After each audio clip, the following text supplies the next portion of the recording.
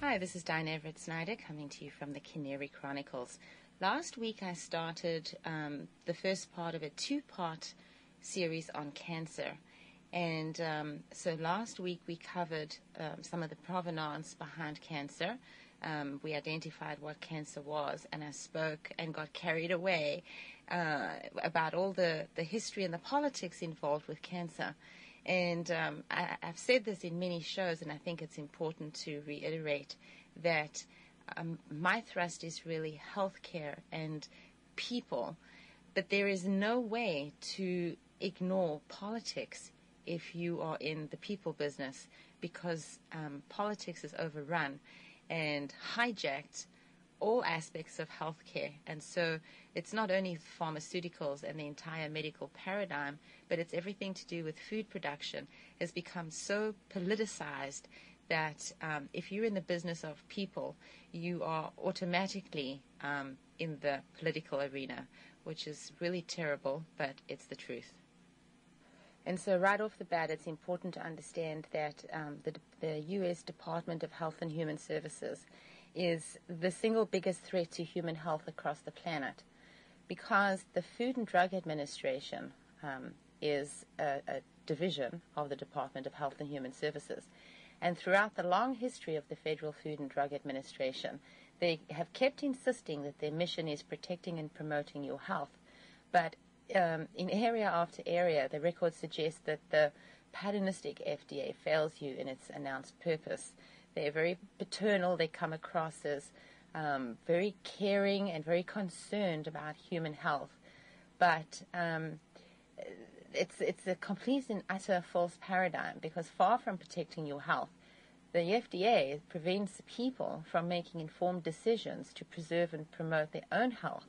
And all too often the FDA lacks both the judgment and the technical expertise to decide which treatments ordinary people could or should choose to undergo and which they should turn aside. The FDA is the one federal arm of our government that decides on absolutely everything that you can put in your mouth and on your skin. By sheer dint of the force that they govern all food and all pharmaceuticals, you are particularly vulnerable and completely and utterly at their mercy. So there are a lot of petitions that circulate continuously about defanging the FDA. And although I'm rather skeptical of petitions in general, I always fill them in just because, and send them off to all my friends, because I really feel that the FDA has got an onerous and ominous level of power in this country and abroad, because, of course, the FDA has offices in many other countries, and they dictate policy to such a degree, and their influence has become so profound that whatever they pass and whatever choices and judgments they make here in the United States has a profound effect and a ripple effect that is felt across the world. So I want to reiterate that the World Health Organization has identified inflammation as being the precursor to all illness that we face today in our modern world. And if we can say that inflammation is the precursor to all disease, then by definition, we cannot adhere to Pasteur's germ theory, because Pasteur's germ theory postulates that the body is inherently perfect and that all disease comes from without. So you have to understand that Pasteur's germ theory is the premise of modern medicine. And Pasteur's germ theory is also the premise upon which the entire vaccine industry is built. So I know I said this in my last show, and I say it often, but I'm compelled to say it here again today, that there is no health at the end of a needle, and that good health is achieved primarily through the end of your fork, what you put in your mouth, your mental health, the health of your teeth, the health of your environment, and your mental health. And by that I mean your stress factors. All of these things play an integral part on your immune and modulate inflammation in the body. So this isn't about Pasteur's germ theory, and you are not helpless in the face of all of this. So we understand that 87% of your chance of getting cancer is directly proportionate to your ability to control 87% of things. And of the 13 remaining percentages, only 3% are truly DNA genetic transfer over which you inherently have no control and which are not affected in any way by the 87 other percentage factors. So that's only 3%, and the remaining 10% are familial and environmental factors. So they are not true genetic encodes at all. They are very specific things that go on in group family dynamics and in total environment that families are in. So there's only 3% out of your 100% available chance of getting cancer. There's only 3% that you have absolutely no control over. And I think this is very empowering to understand, because today there's so much literature out there, and doctors and the whole medical paradigm and the Health and Human Services Department really is on a campaign promoting cancer and making cancer a catchword and an accepted paradigm. And you need to tune that stuff out, because it's absolute, utter nonsense. And of course, along with that goes the entire knee-jerk reaction to cancer and the plethora of specialists that get rolled out on a red carpet to you the second you have a cancer diagnosis. So, again, let's reiterate, there's only truly 3% over which you have absolutely no control. So now I want to introduce you to a little word called epigenetics. And epigenetics is this. It's the study of changes in gene expression or cellular phenotype, and it's caused by mechanisms other than changes in the underlying DNA sequence. It refers to functionally relevant modifications to the genome that do not involve a change in the nucleotide sequence. So let's see, examples of such modifications are DNA methylation and histone modification, both of which serve to regulate gene expression without altering the underlying DNA sequence. Now, gene expression can be controlled through the action of repressor proteins. These attach to silencer regions of the DNA. And these changes may remain through cell divisions for the remainder of the cell's life. And they may also last for multiple generations. However, there's no change in the underlying DNA sequence of the organism. So instead of non-genetic factors causing the organism's gene to behave or express themselves differently, there are objections to the use of the term epigenetics to describe chemical modifications of histone because it's unclear whether or not histone modifications are inheritable. And so that tiny little portion, this question about histone modification, would fall into potentially that 3%. Although, of course, there are dietary and other factors that you can calculate in order to preclude or remove yourself from that 3%. So you can really look at epigenetics and everything that I've just said as a superficial change, because it doesn't alter the underlying reality. Because the epigenetic changes can modify the activation of certain genes, whether they're on or off, but they can't modify or change the actual sequence of DNA. So, and additionally, the chromatin proteins associated with DNA may be activated or silenced. It's all about which things go on and which things go off. And this, in turn, is modulated by your food and your environment, your exposure to chemicals, your stress factors, and the metabolic factors within your own body. So, and this is why the differentiated cells in a multicellular organism express only the genes that are necessary for their own activity, and all others are off. The epigenetic changes are preserved when cells divide. So most epigenetic changes only occur within the course of one individual organism's lifetime. But if gene disactivation occurs in a sperm or egg that results in fertilization, some of these epigenetic changes can be transferred to the next generation. So this begins to raise the question of whether or not epigenetic changes in an organism can alter the basic structure of its DNA. And so you should probably read up more on this. I mean, you can go to Wiki and read about epigenetics, and then you can also look at evolution, because there's several schools of thought, and there are sections in all of them that are highly applicable, and there is no one answer, because certain things adhere to certain principles within any of these paradigms, and then others are completely thrown out of the water. So I think it's really important to understand the mechanisms of information that travel up and down the body. So do yourself a favor and go and look up epigenetics. And so I'm going to try and not get into that too much, because I really do want to talk about cancer specifically. But some of the specific epigenetic processes include paramutations, bookmarking, imprinting, gene silencing, what else? Reprogramming, and that's this whole thing about environment and all of that. Then you have maternal effects. So it's environment. It's the things that the mom had and was influenced by, so any drugs that she was on, any chemicals in her foods. The mitigating factors would be supplements that she took, and of course the quality of her food. And a very clear one that's interesting is the progress of carcinogenesis.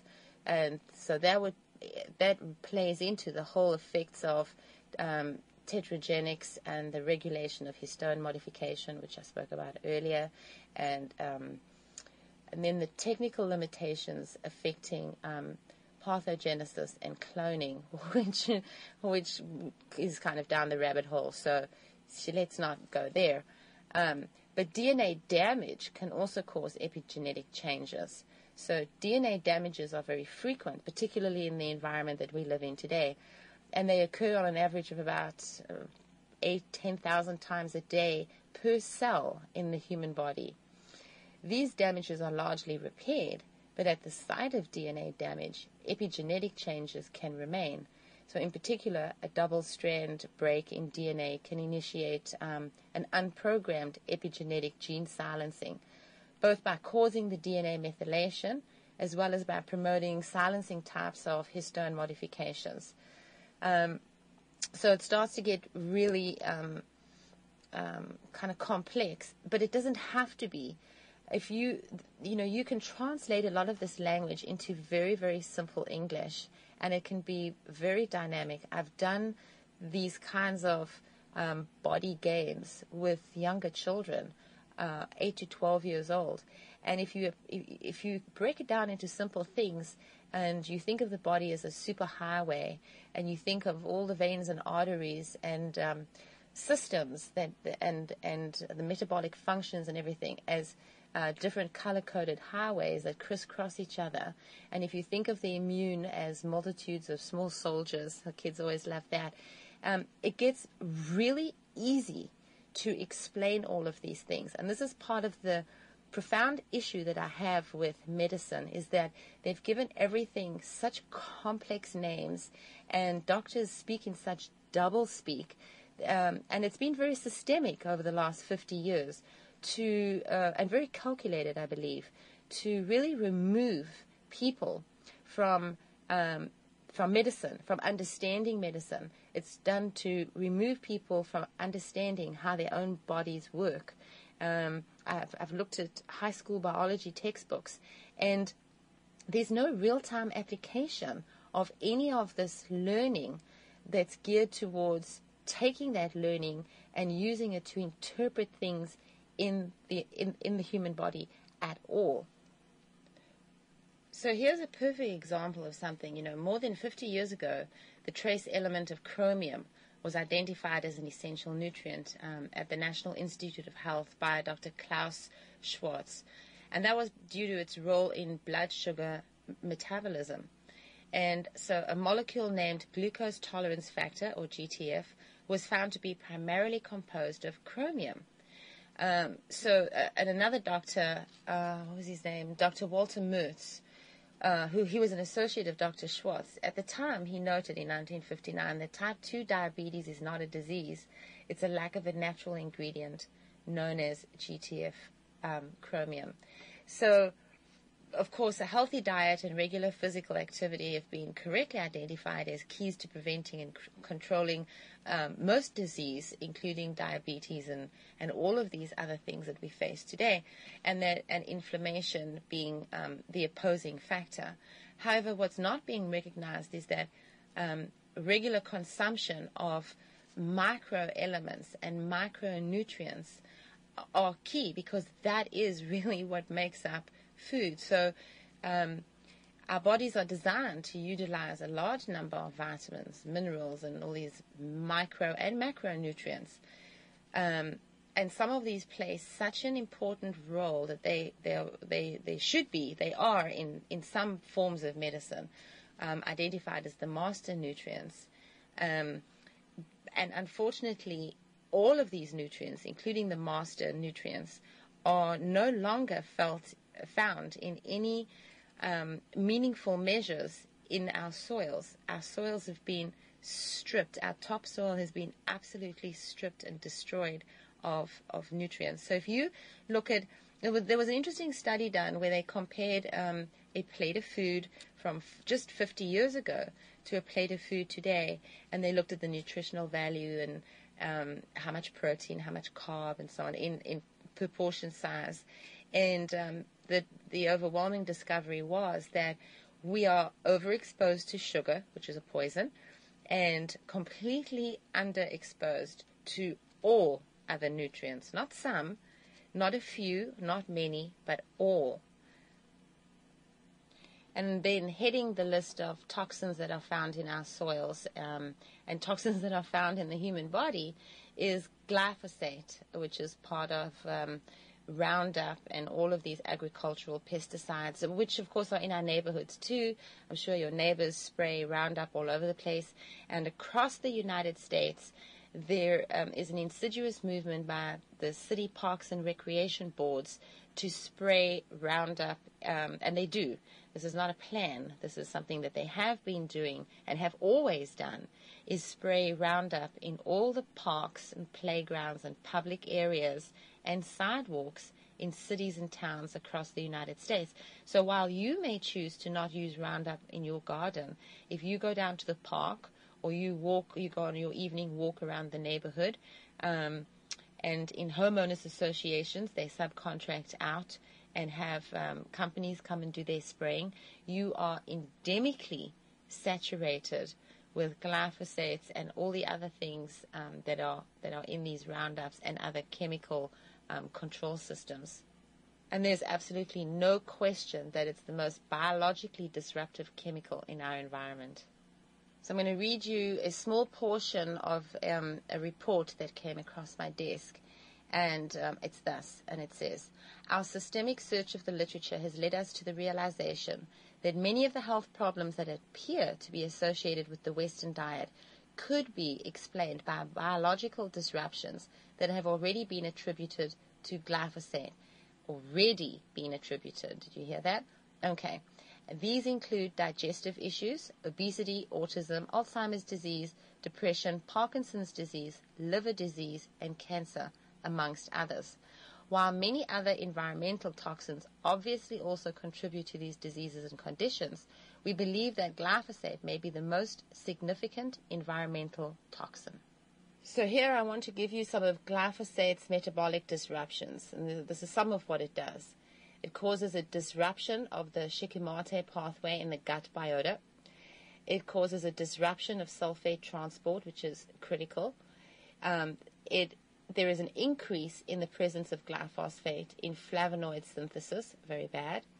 And there is also a disruption of cytochrome P-450 enzymes, and you can Google those to see exactly what they are. And the other serious thing to talk about in terms of cancer and inflammation and all of our disease pathogens today is GMOs, genetically modified organisms. And so the only two that I really talk about is corn, because it's so pervasive and it's in everything, especially when you understand that corn syrup is corn and it's GMO. However, the pharmaceutical and big ag companies as well, and the FDA, of course, has continued to say that wheat has never been genetically modified. It's the last holdout of the primary grain crops. And this is patently not true, but they get off on a mere technicality because, of course, wheat was the very first one to be tinkered with in the 40s and 50s, very crudely too, through radiation and lots of unsavory things. So, whereas all the others have been gene spliced in a very clinically accurate way. When I say accurate, I just mean by a mechanism that's able to be repeated again and again and again. It may be an insane method, but it's one that they have perfected. The way in which wheat was changed and genetically modified is far more dangerous because those things were never repeated. It was a very haphazard occurrence that began in the 40s and continued through the 50s and into the 60s. So, I like to call it modern wheat because it's not the wheat that we had 100 years ago. Really what we're being sold in the form of whole grain bread and raisin and bagels and blueberry muffins and pizza and all of these things is not the same grain that even our grandparents grew up with. It's not even close. Because modern wheat is the altered offspring of thousands of genetic manipulations. And this is what I was talking about. These bizarre techniques that predated the age of gene and genetic modifications. So the result has been a high-yield, 2-foot-tall, semi-dwarf plant that resembles none of the wheat consumed by our ancestors. Absolutely none. And the obvious outward differences are accompanied by huge biochemical differences. The gluten proteins in modern wheat, for example, differ from the gluten proteins found in wheat as recently as 1960. And this is what explains the enormous uptick in the incidence of celiac disease, which is a devastating intestinal condition caused by gluten intolerance. And celiac disease has quadrupled in the last 40 years. However, it's a DNA disease. It's a genetic disease that can be tested for on a really profound genetic level. Today we diagnose celiac based on empirical evidence. But if you don't have an Irish gene in your family, in your DNA, you cannot be a clinical celiac. So this is one of those diseases where I always add the word like afterwards. So it's celiac-like because it causes the body to behave in celiac fashion, but it's not truly celiac disease. And it's because of these chronic changes that have been performed on the gluten in the wheat and the effect that it's had on our body. We live and thrive by evolutionary clicks, which are many, many hundreds of years and thousands of years. And over that time, our bodies are able to change and adapt to our changing environment. But our bodies are not designed, nor can they change to process something that has been so recently developed. So, 0 to 90. Well, you can't process 90 when your body's still processing, or yesterday was processing 0. There's absolutely no evolutionary click whatsoever. Not to mention all the other issues involved with this crude science. So I think it's important to say that sugar has a type, wheat has a type of sugar called amylopectin that raises blood sugar in a rather extravagant fashion. And so eating just 2 slices of whole wheat bread can raise your blood sugar more than 2 tablespoons of pure sugar, if you can make that analogy. And this leads to the accumulation of visceral fat on the body because it's not actually sugar, and the body reads it a different way. And so it's a deposited sugar. And this goes usually onto the belly, the deep fat encircling the organs that is a hotbed of inflammatory activity. So then you have created this tiny little bit of inflammation, and the next day when you eat, the blueberry muffin, you continue to build on this this fatty stuff around your middle and the fatty stuff around your organs, and you develop and you grow this inflammation, which in turn leads to hypertension, leads to heart disease, it leads to cancer, and a plethora of cascading other issues. And this is our American way, our standard American diet, for which the acronym is SAD, which is ironic. And not only that, but GMO wheat can permanently damage human genetics because they silence hundreds of genes throughout the body. And this goes back to the whole epigenetic factors. And despite being hailed as a breakthrough in food production technology in the 50s and into the 60s, the genetically modified wheat crop itself, when ingested, has the potential to permanently alter the human genome. Permanently. There's no going back. It's very disturbing, incredibly disturbing when you think about it, that we have been altered without our permission, and we have seen the fallout in the rising cancer numbers, the rising inflammation, the rising weight gains. If you look around at the people around you, and then you go back and you can look at some old archived newsreel footage where they're panning the general population, have a look at the difference in body shape and size in just the last 30 or 40 years. And then you'll understand exactly where we're at. We have been genetically modified. If you eat the food from the grocery store, you are a genetically modified organism, period. It's really that simple. Okay, so I'm going to say this about cancer, which I said last week, that cancer ferments glucose, that cancer cells excrete lactic acid in the liver, that the liver converts the cancer cell byproducts back into glucose, and the cancer keeps eating. Cancer is very inefficient. It's not a hard-working or efficient pathogen, so the liver is forced to work very, very hard. The organs that work the hardest in the presence of cancer are the organs that flush, clean, and process. So the kidney, the liver, the pancreas, and the spleen. And one more incredibly dangerous item that everyone is exposed to and no one really thinks about, although perhaps that's not true. More and more people actually seem to be becoming aware of this, and that is your microwave. Artificially produced microwaves, which is those that are produced in ovens and microwaves, are produced from alternating current, and they force billions or more polarity reversals per second in every food molecule that they hit. So the production of unnatural molecules, of course, is inevitable. Naturally occurring amino acids have been observed to undergo isomeric changes. It's changes in their shape and morphing from one thing to another, as well as transformation into toxic forms under the impact of microwaves produced in ovens. So if you want your food to retain its cellular integrity and you want the full spectrum of bioavailable nutrients and amino acids, you will stop using the microwave to warm up your food. You'll stop using the microwave to even warm up your hot water to make tea or coffee. You'll just basically stop using the microwave and throw it away. So essentially, the best of cancer treatment drugs, not the chemotherapy drugs, but all the other drugs, are synthetic versions of natural compounds found in the plant world.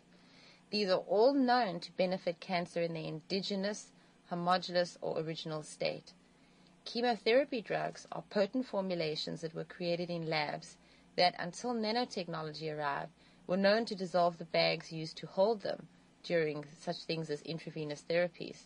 Radiation is a weapon developed for war, and although it's been used, let's say successfully, but it's a horrible word to use, successfully horrible, to shrink tumors, it has never cured cancer. It has made people very, very ill for the duration of the rest of their lives. Radiation and chemotherapy destroys the immune, and the immune is vital towards the healing of the body. Without the immune, there will not be an effective healing. The immune is the body's own mechanism for outing disease. Once the immune has been destroyed, the body is defenseless against any and all pathogens. I want to read you an excerpt from a book called A World Without Cancer, which is written by G. Edward Griffin, and it's really a must-read because it has come full circle back to this. The book was written in 1974, and today the most cutting-edge and controversial therapies really hinge on the foundation of the hypotheses postulated in this book. So I'm going to read you this excerpt. The trophoblast is formed in a chain reaction by another cell, or otherwise called the total life cell, which has the total capacity to evolve into any organ or tissue, or a complete embryo. When the total life cell is triggered into producing trophoblast by contact with the hormone estrogen, in both males and females, one of two things happens. In the case of pregnancy, the result is conventional development of a placenta and an umbilical cord. If the trophoblast is triggered as part of a healing process, however, the result is cancer, or as Griffin cautions, to be more accurate, we should say that it is cancer if the healing process is not terminated upon completion of its task. So the reason why I've read this is because non-specific stem cell research in Europe has enjoyed the most remarkable advantages in understanding not only the nature of stem cells or total life cells, but their unique capabilities. We used to have a very limited understanding of stem cell research, but it is a truly remarkable field that unfortunately is moving in quite horrific directions. But let's stick to this whole paradigm of cancer. Now, genome study has advanced the possibility. And although the genomic study, as you know it, which is huge, has been hijacked by big medicine and big government, the movement has developed a life of its own. And so I want to give you an example. The manipulating of stem cells to target and switch off leukemia had the outcome of switching off a patient's HIV/AIDS. And years later, of course, he remains free of illness. And you should Google this because it's a very fascinating study. And it plays into this whole thing of HIV/AIDS as not being a true pathogen. It's not a pathogen of its own. People don't have this or not have this. A woman who's just had a baby, if they test it with the standard blood test for HIV/AIDS, she will test positive because it's an immune-modulated test. If you've just had a really bad cold or you've had two colds in quick succession and you have an AIDS test, in all likelihood you will test positive. But I don't want to talk about AIDS right now. All trophoblast cells produce a unique hormone that's called the chorionic gonotrophic, or CGH. And I'll spell that for you. It's two words. The first one is CHORIONIC. And the second word is GONADOTROPHIC.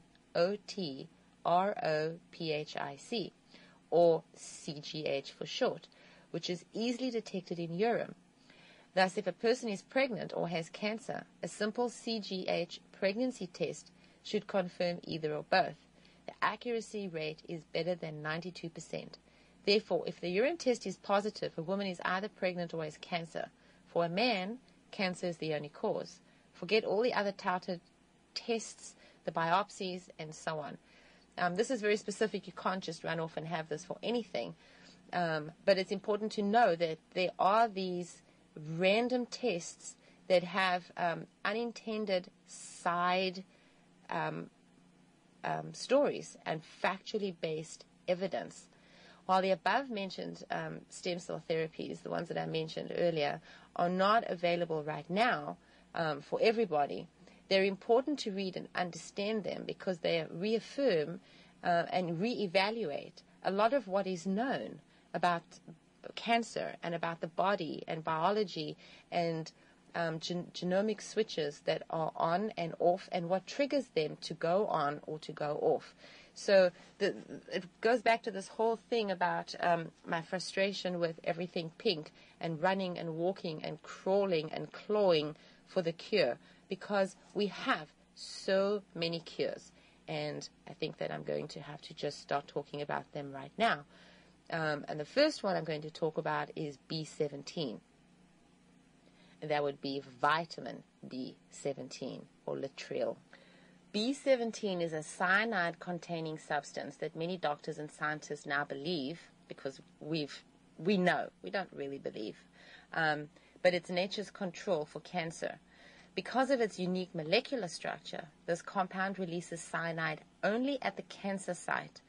Thus, it destroys cancer cells while nourishing the non-cancerous tissue. The populations in the world which eat these vitamin-rich foods do not get cancer, and they live to be a lot older while maintaining a higher level of health than populations that ignore these B17 foods. So cyanide in minute quantities and in the proper food forms, instead of being poisonous, is an essential component of normal bodily chemistry. So B17 or latrell or amygdalin, whichever of those names you pick to choose to use, has a bitter flavor, and in man's attempt to improve tastes and flavors for his own pleasure, he's eliminated the bitter substance by cross-breeding and selective breeding. So it can really be stated as a general rule that many of the foods that have been domesticated still contain B17, but usually only in that part that's not generally eaten by modern man, such as the seeds of apricots in particular and other stone fruits. So I'm going to read you a list of foods that contain B17 in varying amounts. There's been no long-term or broad-spectrum study in the exact amounts because, when you grow food, the quality of the nutrients is dependent upon many factors that are not able to be replicated across different states or countries or environments. And certainly the soil, condition of the soil is going to play an integral part. So I'm just going to read these. Blackberry. The domestic ones have a low yield. The wild ones have a higher yield for obvious reasons. Wild crab apples have a higher yield. Currants have a medium yield. Elderberries have a medium to high yield. Gooseberries have a medium yield. Loganberries, huckleberries, mulberries, quince, raspberries, and strawberries have a medium to low yield.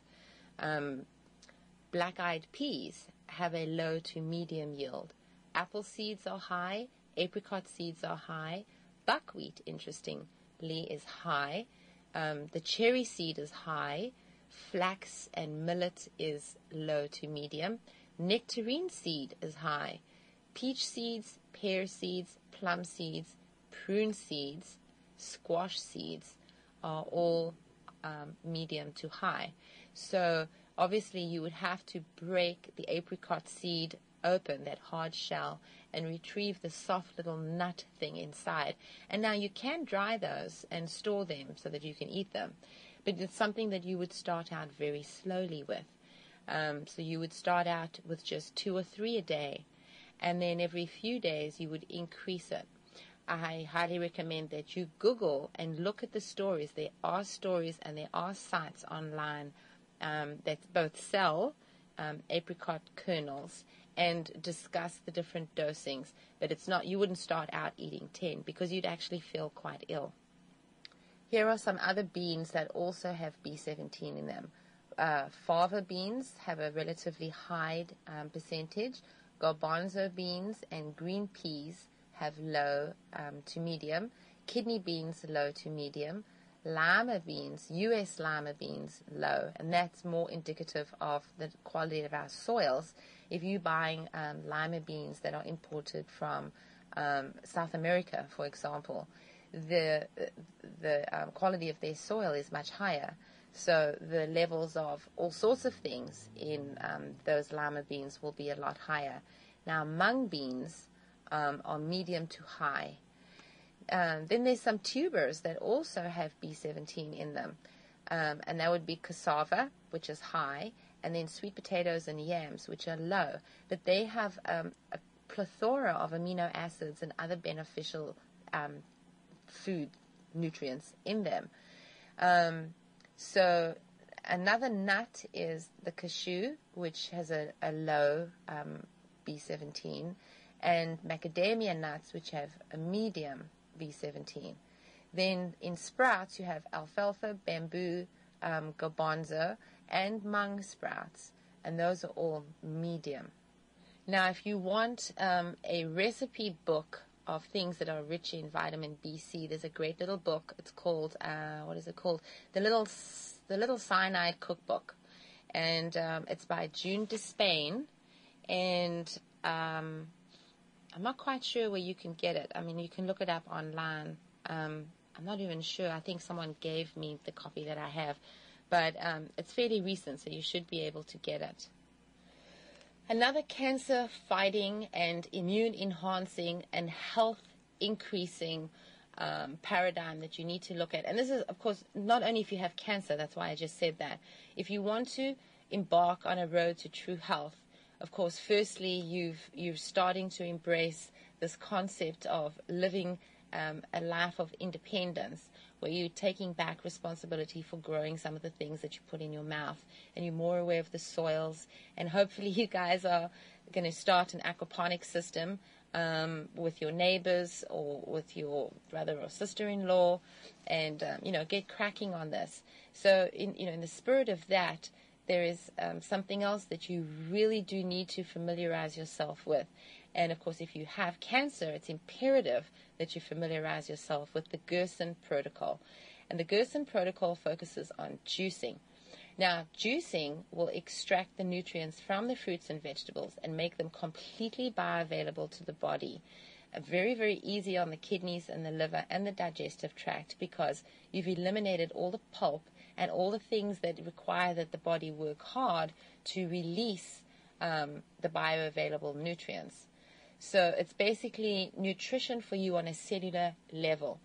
So you need to Google that and learn about the sugar contents of the raw ingredients. And you have to understand that while all sugar from plants are better, natural sugars from fruits and things like that. I know sugar cane is a plant too, and you really want to eliminate that to the best of your capability, while, of course, we all understand that we live in the real world. So, don't go out and crucify yourself.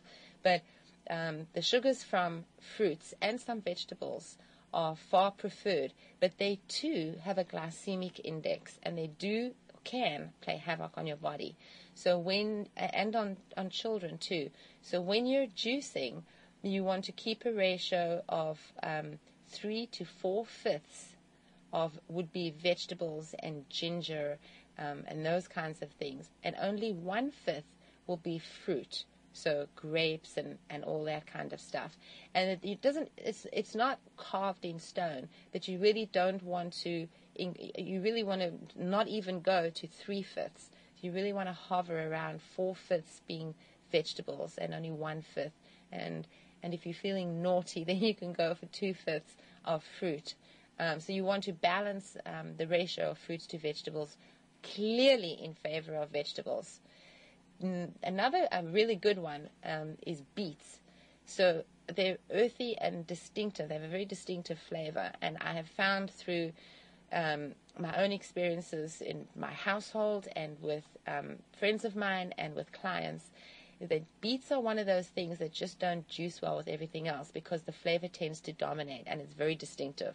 So beets are the one thing where you take one rounded beet, a beet that's about the size of a small apple, and you juice it by itself, and then you put it in a small glass and you just huck it back, because most children will balk at this one ingredient, and most adults too. It's just one of those things. And when you take it by itself, it's really not that bad.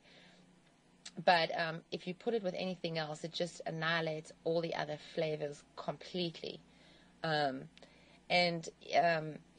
So juices, let's see. I mean, you can get a good juicer for around $150. Gerson Institute or Clinic offers one that's in the thousands of dollars, and it's really not necessary.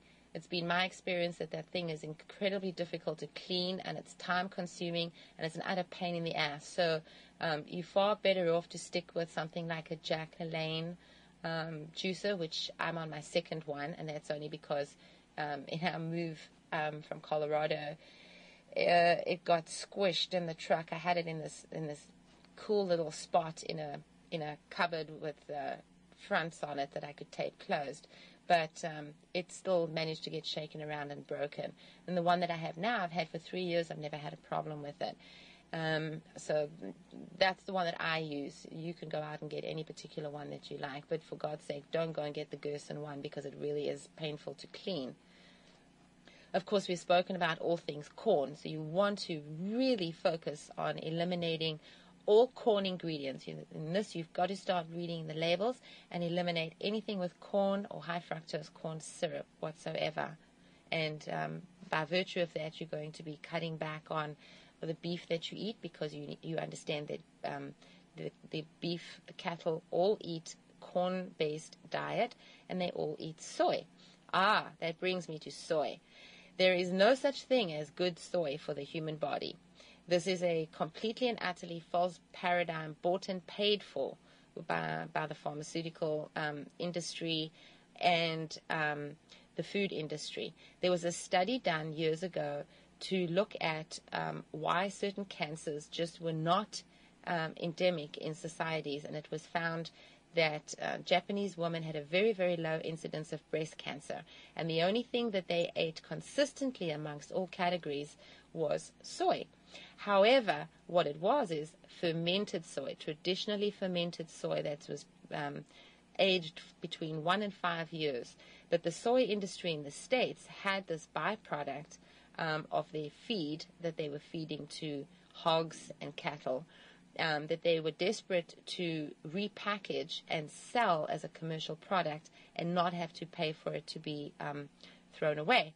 So they jumped on this bandwagon of soy milk, and the FDA allowed it through, and now, of course, we have soy everything. And soy is not bioavailable to the human body. It's an estrogen mimicker, and no one should be drinking soy milk or soy anything, I assure you. So you need to eliminate soy altogether. Then the other thing you need to look into is the Budwig protocol, and adopt at the minimum the cottage cheese and flaxseed oil regime daily. And you can, of course, add fruits and honey, or some curcumin and rosemary. So it will depend on your own taste buds. You can have it as a sweet, fruity thing, or you can have it as a savory thing. But this is a game changer, particularly for someone who is ill.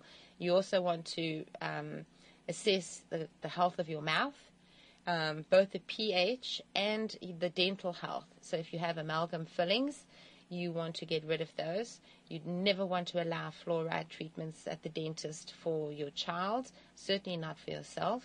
And you want to, at least a few times a week, do a oral rinse of 3% hydrogen peroxide with a mix of 1-to-1 with purified water.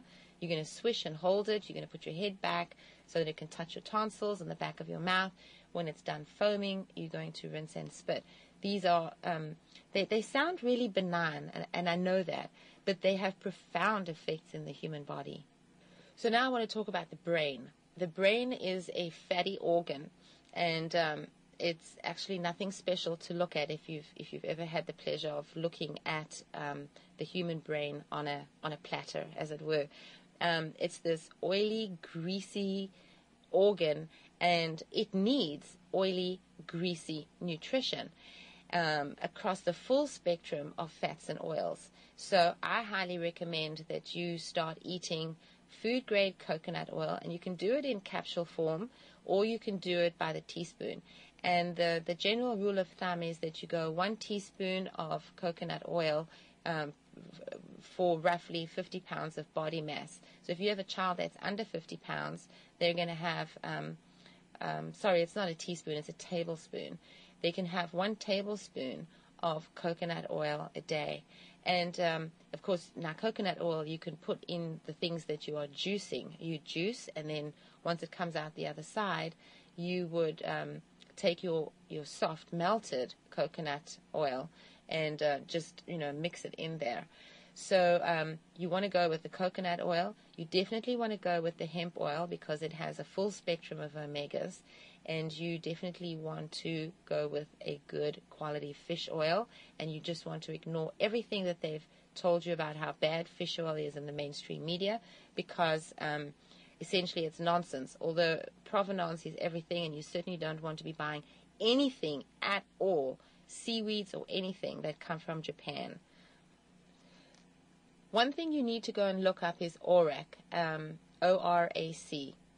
And that is the oxygen radical absorbance capacity. It's the values of the antioxidant levels in foods. You want to go and print that out. There's quite a few pages. Clove is at the top of that list.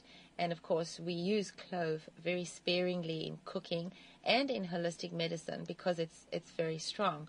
But you definitely need to print out the ORAC values and put it in plastic sheet protectors and have it and learn it, look at it, and look where the spices that you like fall on the ORAC list. So then you'll know what you need to increase and perhaps even what you need to learn to like more. Another one is ESSIAC tea, ESSIAC, ESSIAC tea. The original formula had only 4 herbs. The current formula has 8 herbs. And since research has shown the enormous benefits of the new additional, those new 4 herb ingredients, that I recommend that people take the current 8 herb formulation. Why not? 8 is 4 plus 4, can only be twice as good. And in fact, it has been. I've got many people that preventatively use ESSIAC tea, and you can buy it in a tea bag now. So instead of the old way of doing it where you had to make an entire batch and then put it in the fridge, which of course, you're welcome to do. But the tea bags are really good, and they have been tested. Now Brands does one, which I actually had tested, and it's pretty good, and especially for the price. So you want to stock up on that, and preventatively you want to take it at least a couple times a week. If you are actually battling to bring your immune up, you can do it more often. There's only one caution that I have with ESSIAC tea, and that is for women who are currently menstruating. You do not want to take the ESSIAC tea because my research has shown that it increases the bleed time and leads to more cramping of the uterus. But other than that, you absolutely, this is one of those things you just need to stock in your home at all times. Now, in order to heal the body from cancer, of course, you have to enable the organs in the body that do all the filtering and cleaning and processing. You have to clean them out and you have to enable them. And one of the ways in which this is accomplished and achieved is doing a coffee enema. So I need you to go and Google coffee enemas because time is short over here. I'm getting towards the end of the show. And I can tell you about these things and I can tell you what works, but it's very important that ultimately you do your own research to understand all the different ways in which these different things can be done. So a coffee enema is something that I highly recommend, and you'll understand why when you go and Google it. And so with the time that I have left, I really want to touch on cannabis, because cannabis has had such a hard time and has such a bad rap in the mainstream media and the mainstream literature, which is very ironic, because when you're born, when an infant is born, their cannabinoid receptor pathways are more developed and more profound than their immune system. Babies are born with a fairly immature nervous system, while the cannabinoid receptor system is most profoundly switched on and activated. And that should be really telling right there. So again, you can go and Google the cannabinoid receptor system and know that if you have cancer and you want to treat it with cannabis, the best way of doing that is one of two ways. The first is fresh juicing, where you take the raw plant and you juice it, and you take an ounce of the juiced material daily for a couple of weeks, and then you increase your dose so that you're having 2 doses of 1 ounce a day. And the other method of using cannabis is to turn the cannabis leaf, bud, and stem into cannabis oil, which is not hemp oil, which you can get at Whole Foods and which you use in salad dressings and so on. They're just not the same thing. So you can go to Phoenix Tears, www.phoenixtears. It's Rick Simpson's cannabis oil, and he has a blog spot, and you can learn all about that methodology, which is really fantastic. Now, the interesting thing about cannabis, fresh juice cannabis, and I want to say that in neither of these protocols do you get stoned, because in order to activate the psychotropic aspects of cannabis, it has to be heated, like when you smoke it. But if you're juicing it, the molecules are staying intact, and so there's no hallucinogenic or psychotropic aspects to it at all. I've been told that it tastes particularly vile to drink, but it's only an ounce, and you have to weigh the pros and cons against chemotherapy and radiation and all of that stuff. And again, none of these are standalone therapies. It's about looking at all of these things and taking them on as part of a holistic future and a holistic paradigm of living close to nature, accepting that your food can be your medicine, and that there is a cure for all illness in the plant kingdom. This is absolutely the most profound thing that I've discovered in my entire life. Next week, I'm going to talk about the supplements that go along with this. But for now, in closing, I want to say that raw cannabis juice will treat brain cancers. It will treat cervical and uterine cancers. It will treat breast cancer. It will treat lung cancer, along with other adjuvant therapies. I want to be very clear on that. The cannabis oil will treat all kinds of skin cancers and cervical and endometrial cancer, but you have to take it to the source. So if you have something like that, you need to be able to insert it in a suppository so that you can get it as close as possible while you are also fresh juicing. So again, I'll be talking about the supplements that go along as adjuvant therapies with these. And on that note, thank you. This is the end of the Canary Chronicles for today. Have a super week, and I'll see you back here next week, Sunday morning at 11 o'clock. Bye now.